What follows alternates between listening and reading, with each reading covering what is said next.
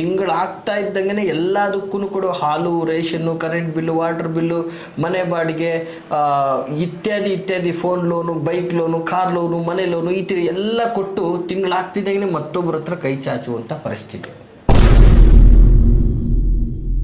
ದುಡಿತಾ ಇದ್ದೀರಾ, ದುಡ್ಡು ನಿಲ್ತಾ ಇಲ್ಲ. ವ್ಯಾಪಾರ ಆಗ್ತಾ ಇದೆ, ದುಡ್ಡು ಬರ್ತಾ ಇಲ್ಲ. ಜೀವನನೇ ದುಡಿಮೆ ಆಗ್ಬಿಟ್ರೆ ಸುಖ ಭೋಗ ಭಾಗ್ಯಗಳನ್ನು ನೋಡೋದು ಯಾವಾಗ?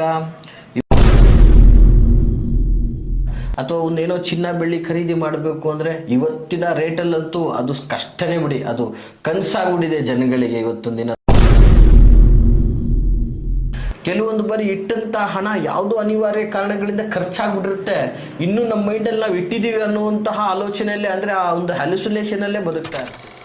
ನಮಸ್ತೆ ವೀಕ್ಷಕರೇ, ನಾನು ನಿಮ್ಮ ಮೈಸೂರಿನ ಶ್ರೀನಿವಾಸನ್. ವೀಕ್ಷಕರೇ, ಸಾಮಾನ್ಯವಾಗಿ ಇವತ್ತೊಂದು ದಿನ ಹಣದ ಉಬ್ಬರ, ಹಣದ ಒಂದು ವ್ಯವಸ್ಥೆ, ಇವತ್ತು ಎಷ್ಟೇ ಕಷ್ಟಪಟ್ಟರೂ ನಿಮಗೆ ದುಡ್ಡು ಉಳಿತಾಯ ಆಗ್ತಾ ಇಲ್ಲ. ದುಡಿತಾ ಇದ್ದೀರಾ, ದುಡ್ಡು ನಿಲ್ತಾ ಇಲ್ಲ. ವ್ಯಾಪಾರ ಆಗ್ತಾ ಇದೆ, ದುಡ್ಡು ಬರ್ತಾ ಇಲ್ಲ. ನಾವು ಒಂದು ದೊಡ್ಡ ಸಂಸ್ಥೆ ನಡೆಸ್ತಾ ಇದ್ದೀವಿ, ಕೆಲಸಗಾರರಿಗೆ ಸಂಬಳ ಕೊಡೋಕ್ಕಾಗ್ತಾ ಇಲ್ಲ. ನಮ್ಮದು ಒಂದು ದೊಡ್ಡ ಕಾರ್ಖಾನೆ ಇದೆ, ಕಾರ್ಖಾನೆಗೆ ದೊಡ್ಡ ಮಟ್ಟದ ಆರ್ಡ್ರ್ಗಳಿಲ್ಲ. ನಮ್ಮ ಫ್ಯಾಕ್ಟ್ರಿಗೆ ಸಂಬಂಧಪಟ್ಟ ಹಾಗೆ ಒಂದು ವ್ಯವಸ್ಥಿತವಾದ ರೀತಿಯಲ್ಲಿ ವರ್ಕ್ ನಡೀತಾ ಇದೆ, ಉತ್ಪನ್ನಗಳಿಲ್ಲ, ಆದಾಯ ಕಡಿಮೆ ಆಗ್ತಾ ಇದೆ. ಸೊ ಹೀಗೆ ಒಂದಲ್ಲ ಎರಡಲ್ಲ ನಾನಾ ವಿಧಗಳಲ್ಲಿ ಆರ್ಥಿಕ ಸಂಕಷ್ಟದಲ್ಲಿ ಸಿಗಾಕೊಂಡಿರತಕ್ಕಂಥವ್ರ ಸಂಖ್ಯೆ ಬಹಳ ಹೆಚ್ಚು. ಇವತ್ತಿನ ದಿನ 1000 ರೂಪಾಯಿದಿಂದ ವ್ಯವಹಾರ ಮಾಡುವಂಥವನು, ಕೋಟಿಗಟ್ಟಲೆ ವ್ಯವಹಾರ ಮಾಡುವಂಥವನಿಗೂ ಕೂಡ ಇವತ್ತು ವ್ಯಾಪಾರಂ ದ್ರೋಹ ಚಿಂತನಂ ಅಂತ ಹೇಳ್ತೀವಿ. ಜೊತೆಗೆ ವ್ಯಾಪಾರ ಅಂತಕ್ಕಂಥದ್ದು ಒಂದು ಲಾಭದಾಯಕವಾಗಿ ಪರಿವರ್ತಿಸುವಂತಹ ಒಂದು ವ್ಯವಸ್ಥೆ ಆಗಿರ್ತದೆ. ಸೊ ಇವತ್ತು ನಾವು ದುಡಿತಾ ಇರತಕ್ಕಂಥದ್ದು ನಮ್ಮ ಜೀವನದ ಸುಖ ಭೋಗ ಭಾಗ್ಯಗಳನ್ನು ಪೂರೈಸ್ಕೊಳ್ಳೋದಕ್ಕೋಸ್ಕರ.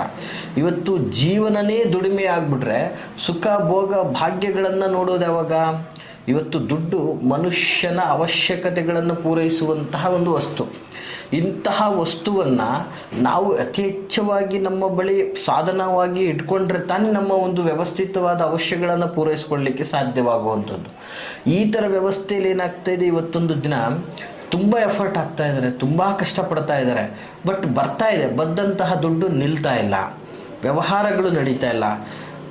ಸಿಕ್ಕಾಪಟ್ಟೆ ಕೆಲವೊಂದು ಜನ ಏನಾಗ್ತದೆ, ತಿಂಗಳ ಸಂಬಳಕ್ಕೆ ಬದುಕ್ತಾ ಇರ್ತಾರೆ. ತಿಂಗಳಾಗ್ತಾ ಇದ್ದಂಗೆ ಎಲ್ಲದಕ್ಕೂ ಕೂಡ ಹಾಲು, ration, current bill, water bill, ಮನೆ ಬಾಡಿಗೆ, ಇತ್ಯಾದಿ ಇತ್ಯಾದಿ, phone loan, bike loan, car loan, ಮನೆ ಲೋನು, ಈ ಥರ ಎಲ್ಲ ಕೊಟ್ಟು ತಿಂಗಳಾಗ್ತಿದ್ದಂಗೆ ಮತ್ತೊಬ್ಬರ ಹತ್ರ ಕೈ ಚಾಚುವಂಥ ಪರಿಸ್ಥಿತಿ. ಮತ್ತು ವಿಶೇಷವಾಗಿ ಹೇಳ್ತೀವಿ, ನಮಗೆ ಕೆಲವೊಂದು ಬಾರಿ ಪ್ರಶ್ನೆಗಳು ಕೇಳ್ತಾರೆ, ಗುರುಗಳೇ ನಮ್ಮದೊಂದು ಉದ್ಯಮ ತುಂಬ ಚೆನ್ನಾಗಿ ನಡೀತಾ ಇದೆ, ನಮ್ಮ ಗಾರ್ಮೆಂಟ್ಸಲ್ಲಿ ಸುಮಾರು ಒಂದು 30-40 ಜನ ಕೆಲಸ ಕೊಟ್ಟಿದ್ದೀವಿ, ಒಳ್ಳೆ ಆರ್ಡರ್ಸ್ಗಳು ಬರ್ತಾ ಇದೆ, ಬಟ್ ಹೆಂಗೆ ಮ್ಯಾನೇಜ್ ಮಾಡಿದ್ರು ಕೂಡ ಅಲ್ಲಿಗೆ ಆಗ್ಬಿಡ್ತಾ ಇದೆ, ಲಾಭನೇ ಬರ್ತಾ ಇಲ್ಲ. 1 ರೂಪಾಯಿನೂ ನಾವು ಇಳುವರಿ ನೋಡೋರ ಕಣ್ಣಿಗೆ ಏನಪ್ಪ ಇಂಥ ದೊಡ್ಡ ವ್ಯವಸ್ಥಿತವಾದ ಉದ್ಯಮವನ್ನು ಸೃಷ್ಟಿ ಮಾಡ್ಕೊಂಡಿದ್ದಾನೆ, ಕಮ್ಸೆ ಕಮ್ ತಿಂಗಳಿಗೆ ಲಕ್ಷಾಂತರ ರೂಪಾಯಿ ಲಾಭ ಮಾಡ್ತಾ ಇದ್ದಾನೆ ಅಂತ ಜನಗಳು ನೋಡಲಿಕ್ಕೆ ಹೇಳ್ತಾರೆ. ಬಟ್ ಆದರೆ ನಮ್ಮ ಹತ್ರ 1 ರೂಪಾಯಿನೂ ಉಳಿತಾ ಇಲ್ಲ. ನೋಡಿ, ಸಾಮಾನ್ಯವಾಗಿ ಮೊನ್ನೆ ರೀಸೆಂಟಾಗಿ ಹೇಳಿದಂತಹ ಒಂದು ವ್ಯಕ್ತಿಯ ಕಥೆ ಇದು. ಈ ರೀತಿ ಆಗ್ತಾ ಇರುತ್ತೆ. ಮತ್ತು ಕೆಲವೊಂದು ಬಾರಿ ಏನಾಗ್ತಾ ಇರ್ತದೆ, ವ್ಯಕ್ತಿಗಳಿಗೆ ಈ ಒಂದು ಆರ್ಥಿಕ ಸಂಕಷ್ಟಗಳಿಂದಾಗಿ ಒಂದು ಒಳ್ಳೆಯ ವಸ್ತ್ರ ತೊಗೊಳಕ್ಕಾಗ್ತಾ ಇರಲ್ಲ, ಅಥವಾ ಒಂದೇನೋ ಚಿನ್ನ ಬೆಳ್ಳಿ ಖರೀದಿ ಮಾಡಬೇಕು ಅಂದರೆ ಇವತ್ತಿನ ರೇಟಲ್ಲಂತೂ ಅದು ಕಷ್ಟನೇ ಬಿಡಿ, ಅದು ಕನಸಾಗ್ಬಿಟ್ಟಿದೆ ಜನಗಳಿಗೆ ಇವತ್ತೊಂದು ದಿನ ತೊಗೊಳ್ಳುವಂಥದ್ದು. ಜೊತೆಗೆ ಏನಾಗ್ತಾ ಇದೆ, ಇವತ್ತು ಒಂದು ಉದ್ಯಮ ವ್ಯವಸ್ಥೆ, ಇವತ್ತೇನೋ ಒಂದು ಲಾಭ ಬರ್ತಾ ಇದೆ, ಇದನ್ನು ಬೇರೆ ಎಲ್ಲೋ ಒಂದು ಕಡೆ ಇದನ್ನು ಮಾಡಿ ಇನ್ನೊಂದಷ್ಟು ಹಣವನ್ನು ಮಾಡಬೇಕು ಅನ್ನುವಂಥ ವಿಚಾರಕ್ಕೆ ಹೋಗ್ತಾನೆ, ಉಳಿತಾಯನೇ ಆಗ್ತಾ ಇರಲ್ಲ.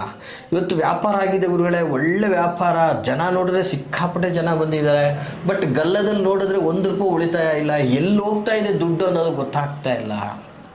ಹೀಗೆ ನಿಮಗೆ ಲಕ್ಷ್ಮಿ ಪ್ರಾಪ್ತಿ ಆಗ್ತಾ ಇದೆ, ಆ ಲಕ್ಷ್ಮಿ ಸ್ಥಿರವಾಗಿ ನಿಲ್ತಾ ಇಲ್ಲ ಅನ್ನುವಂತಹ ವಿಚಾರಕ್ಕೆ ಇವತ್ತೊಂದು ದಿನ ನಾನು ಮಾತಾಡ್ತಾ ಇದ್ದೀನಿ ವೀಕ್ಷಕರೇ. ಬಹಳ ಅದ್ಭುತವಾದಂತಹ ವಿಚಾರ ಇದು.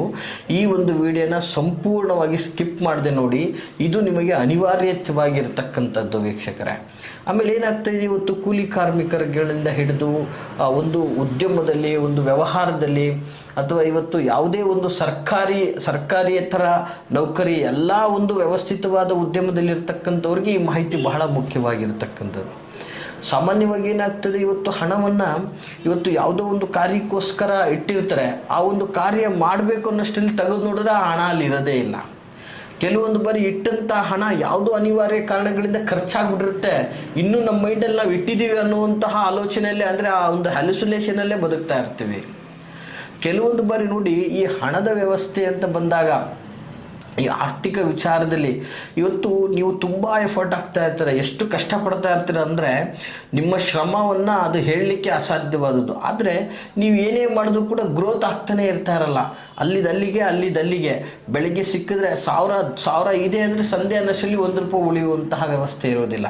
ಹಾಗೆ ಕೆಲವೊಂದು ಬಾರಿ ನಿಮಗೇನು ಅನ್ನಿಸ್ಬಿಡ್ತದೆ, ನಾವು ಇಷ್ಟೆಲ್ಲ ಕಷ್ಟಪಡ್ತಾ ಇದ್ದೀವಿ, ಉಳಿತಾಯ ಮಾಡೋಕ್ಕಾಗ್ತಾ ಇಲ್ಲ. ನಮ್ಮ ಪಕ್ಕದಲ್ಲೇ ಇರುವಂಥ ವ್ಯಕ್ತಿ ಏನೂ ಕಷ್ಟನೇ ಪಡ್ತಾ ಇಲ್ಲ, ಸುಮ್ಮನಿದ್ದಾನೆ, ಬಟ್ ನಮ್ಗಿಂತ ಎತ್ತರಕ್ಕೆ ಬೆಳೀತಾ ಇದ್ದಾನೆ. ಹೇಗೆ? ನಮಗೆ ಯಾಕೆ ಲಕ್ಷ್ಮಿ ಕಟಾಕ್ಷ ಆಗ್ತಾ ಇಲ್ಲ, ಲಕ್ಷ್ಮಿ ಯಾಕೆ ನಮಗೆ ಪ್ರಾಪ್ತಿ ಆಗ್ತಾ ಇಲ್ಲ ಅನ್ನುವಂಥದ್ದು. ಸೊ ಜೊತೆಗೆ ವಿಶೇಷವಾಗಿ ಇನ್ನೊಂದು ಏನಾಗ್ತಾ ಇರ್ತದೆ ವೀಕ್ಷಕರೇ, ನಿಮ್ಮ ಮನೆಯ ವ್ಯವಸ್ಥೆ. ಇವತ್ತು ಲಕ್ಷ್ಮಿ ಬರಬೇಕು ಮನೆಯೊಳಗೆ, ಆ ಮನೆಯಲ್ಲಿ ಲಕ್ಷ್ಮಿ ಸ್ಥಿರವಾಗಿ ನೆಲೆಸಬೇಕು ಅಂತಂದರೆ ಮನೆಯ ವ್ಯವಸ್ಥೆನೂ ಕೂಡ ಶುದ್ಧಿಯಾಗಿರಬೇಕು, ಮನಸ್ಸು ಶುದ್ಧಿಯಾಗಿರಬೇಕು. ನೋಡಿ, ಅದೆಲ್ಲ ಒಂದು ಕಡೆ ಎಲ್ಲವೂ ಕರೆಕ್ಟಾಗಿದೆ ಗುರುಗಳು, ಆದರೂ ಬರ್ತಾ ಇಲ್ಲ ಅನ್ನುವಂತಹ ವಿಚಾರಕ್ಕೆ ನೋಡಿ, ಈ ಒಂದು ಮಂತ್ರ ಸಾಧನೆಯಿಂದ ನೋಡಿ, ಮಂತ್ರದಿಂದ ಎಲ್ಲವನ್ನೂ ಕೂಡ ಪಡಿಬೋದು. ಮಂತ್ರಕ್ಕೆ ಅದರದ್ದೇ ಆದಂತಹ ಒಂದು ಮಹತ್ವ ಇದೆ. ಮಂತ್ರದಿಂದ ದೇವತೆಗಳೇ ಇವತ್ತೊಂದು ದಿನ ಅವರು ಬೇಕಾದದ್ದನ್ನು ಪಡೆದು ಶಕ್ತಿ ಸಾಮರ್ಥ್ಯವನ್ನು ಹೆಚ್ಚಿಸ್ಕೊಂಡಿರ್ತಕ್ಕಂಥದ್ದು ಪುರಾಣಗಳಲ್ಲಿ, ಇತಿಹಾಸಗಳಲ್ಲಿ ಅಥವಾ ವಾಹಿನಿಗಳಲ್ಲಿ, ನೀವು ಕಾರ್ಯಕ್ರಮಗಳಲ್ಲಿ, ಸಿನಿಮಾಗಳಲ್ಲಿ ನೋಡಿರ್ತಕ್ಕಂಥದ್ದು. ಯಾವುದೂ ಕೂಡ ಅಸತ್ಯ ಅಲ್ಲ, ಕಾಲ್ಪನಿಕವಾಗಿ ಬರೆದಿದ್ರು ಅದರಲ್ಲಿ 10% ಸತ್ಯ ಇದ್ದೇ ಇರ್ತದೆ ವೀಕ್ಷಕರೇ. ಹೀಗೆ ಮಂತ್ರಕ್ಕೆ ಅದರದ್ದೇ ಆದಂತಹ ಶಕ್ತಿ ಇದೆ. ಈ ಮಂತ್ರದ ಪಠಣೆಯಿಂದಾಗಿ ಖಂಡಿತವಾಗಿಯೂ ನೀವು ಲಕ್ಷ್ಮಿಯ ಪ್ರಾಪ್ತಿಯನ್ನು ಹೊಂದಬಹುದು. ಅಂದರೆ ಲಕ್ಷ್ಮಿ ಸದಾ ನಿಮ್ಮ ಮನೆಯಲ್ಲಿ ಕಾಲು ಮುರ್ಕೊಂಡು ಬೀಳುವಂತಹ ವ್ಯವಸ್ಥೆ ಆಗಿರ್ತದೆ. ಮತ್ತು ನಿಮ್ಮ ವ್ಯಾಪಾರ ವ್ಯವಹಾರ ವಹಿವಾಟುಗಳಲ್ಲಿ ನಿಮಗೆ ಬಂದಂತಹ ಹಣ ಉಳಿತಾಯವಾಗುವಂಥ ವ್ಯವಸ್ಥೆ ಆಗಿರ್ತದೆ. ಮತ್ತು ವ್ಯಾಪಾರ ವ್ಯವಹಾರ ಅಭಿವೃದ್ಧಿ ಆಗ್ತದೆ. ಈಗ ವ್ಯಾಪಾರನೇ ಇಲ್ಲ ಅನ್ನುವಂಥವ್ರಿಗೆ ವ್ಯಾಪಾರ ಆಗುವಂಥದ್ದಾಗುತ್ತೆ.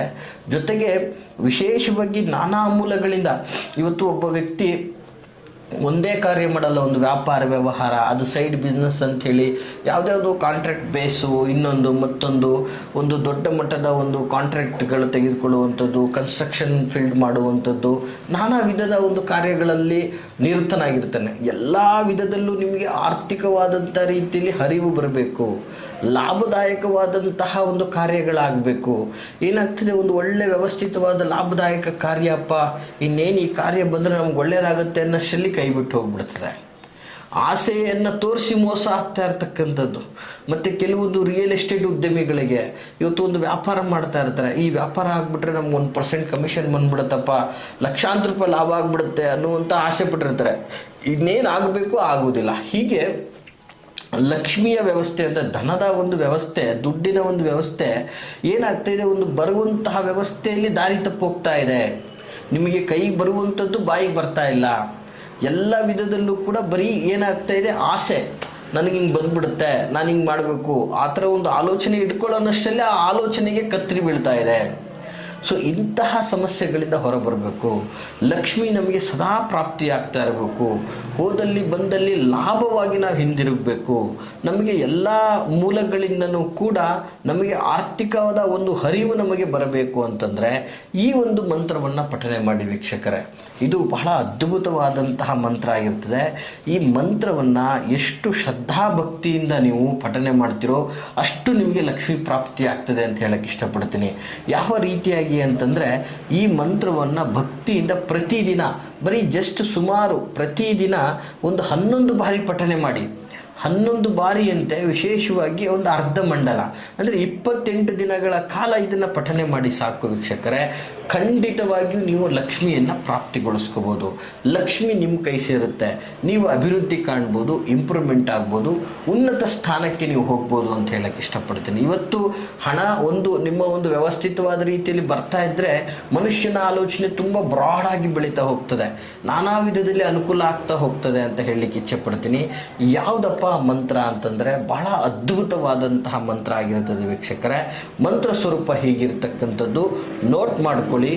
ಮತ್ತೆ ಅರ್ಥ ಆಗಿಲ್ಲ ಅಂದರೆ ದಯವಿಟ್ಟು ಮತ್ತೊಂದು ಸರಿ ವಿಡಿಯೋವನ್ನು ಕೇಳ್ಕೊಳ್ಳಿ.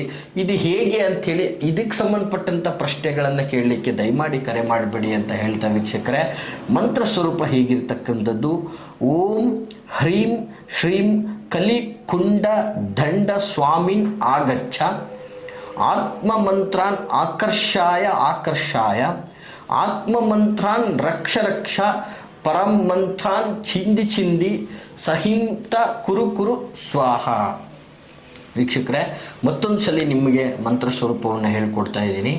ಮಂತ್ರ ಸ್ವರೂಪ ಹೀಗಿರ್ತಕ್ಕಂಥದ್ದು: ಓಂ ಹ್ರೀಂ ಶ್ರೀಂ ಕಲಿಕುಂಡ ದಂಡ ಸ್ವಾಮಿನ್ ಆಗಚ್ಚ, ಆತ್ಮಮಂತ್ರಾನ್ ಆಕರ್ಷಾಯ ಆಕರ್ಷಾಯ, ಆತ್ಮಮಂತ್ರಾನ್ ರಕ್ಷ ರಕ್ಷ, ಪರಂ ಮಂತ್ರಾನ್ ಚಿಂದಿ ಚಿಂದಿ, ಸಹಿಂತಾಂ ಕುರು ಕುರು ಸ್ವಾಹ.